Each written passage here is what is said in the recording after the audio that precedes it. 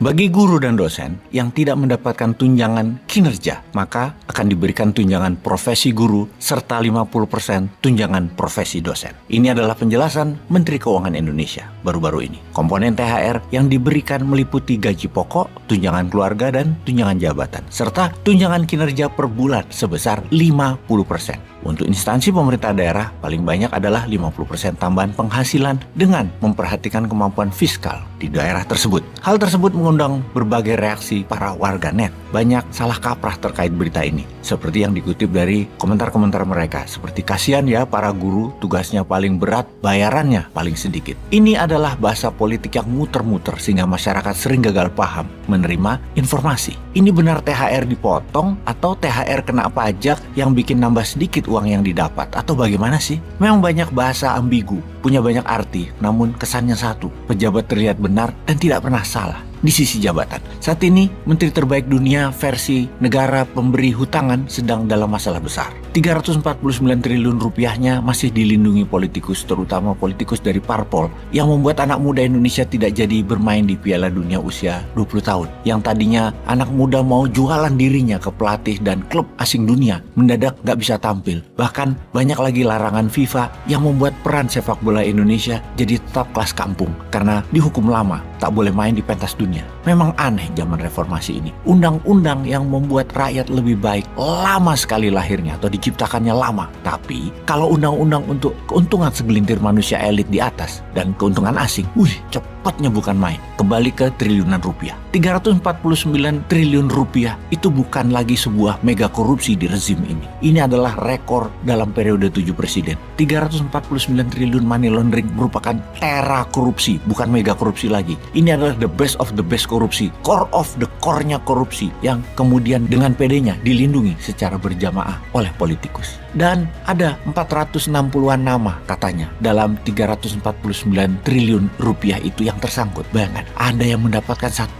triliun rupiah pastinya kan? Coba kita hitung, kalau setahun dia dapat 5% aja dari uang yang dia bungakan. Ini nilainya 50 miliar setahun atau 4,1 miliar sebulan. Kita bayangkan ya, dalam 1 bulan dia kalau tidak bisa menghabiskan uang 4,1 miliar, maka di awal bulan depannya dia dapat lagi 4,1 miliar. Lalu dia belanjakan lagi. Belum habis, datang lagi 4,1 miliar awal bulan depannya. Maklum, berangkatnya dulu karena dari orang nggak punya. Dapat 4,1 miliar sebulan, harus dihabiskan. Bingung. Kalau nggak habis, numpuk lagi. Bingung lagi. Coba bayangkan nasibnya. Apa nggak stres tuh? Hidup tiap hari harus ngabisin uang. Nggak habis-habis uangnya. Sudah dibelanjakan pol, gigi 5, remblong. Bulan depan datang lagi 4,1 miliar. Nggak sampai setahun belanja. Capek banget hidupnya. Karena harus belanja, dan belanja. Itu kalau dibelah rata 1 triliunan loh. Bayangkan, kalau ternyata nggak rata, ada yang dapat 10 triliun. Dengan uang 10 triliun kalau dibungain, setiap bulan dapat 40 miliar rupiah. Apa nggak lebih stres itu ngabisinnya?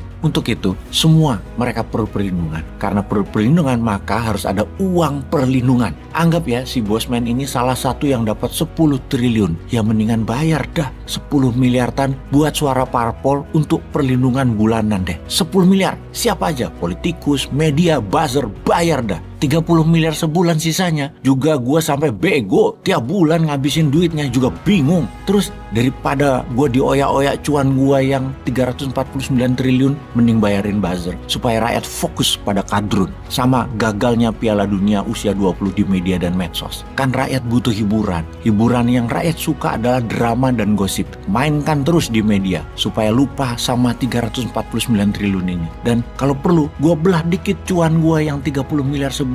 Karena capek nggak habis-habis, mending gue manfaatin untuk membangun opini perpanjangan masa jabatan 3 tahun sampai 2027. Gue buang dulu dah 30 miliaran sampai beberapa bulan ke depan. Yang penting masyarakat jadi setuju perpanjangan masa jabatan, dan gue dukung 100% buat IKN berkelanjutan. Soalnya IKN yang akan jadi ibu kota Indonesia 17 Agustus 2024 tahun depan, bisa dibayangkan kalau Februari 2024 ada Pilpres, dan Pilpres yang menang atau yang jadi adalah pejabat bukan dari yang orang sekarang, bukan dari gengnya incumbent. Wah, bisa saat pelantikan 20 Oktober 2024 nanti, dia nggak mau ngantor dan dia nggak mau tinggal di IKN. Malah lebih mengerikan lagi, sehari setelah dilantik tanggal 21 Oktober 2024, Presiden baru buat keputusan ibu kota balik ke Jakarta lagi. Lah, apa nggak ambiar itu rencana besar IKN di Penajam itu? Bisa jadi kota hantu itu IKN, bisa gawat, dan nggak boleh hal itu terjadi. Ini peluang buat gua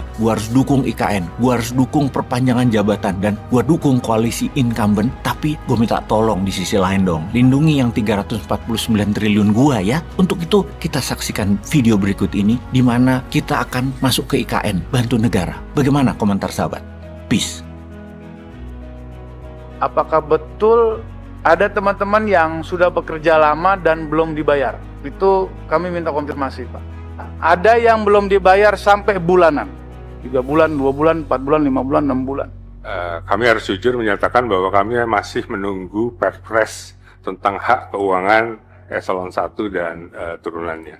Kalau boleh jujur juga, saya dan Pak Doni juga butuh waktu 11 bulan hingga kami mendapatkan salary. Sudah dibahas ini yang hak keuangan untuk pejabat eselon 1 ke bawah ini di Menko Polhukam, Ibu sekalian, dan ini meluncur ke Presiden sekarang. Begitu. Ya, demikianlah kondisinya begitu ya.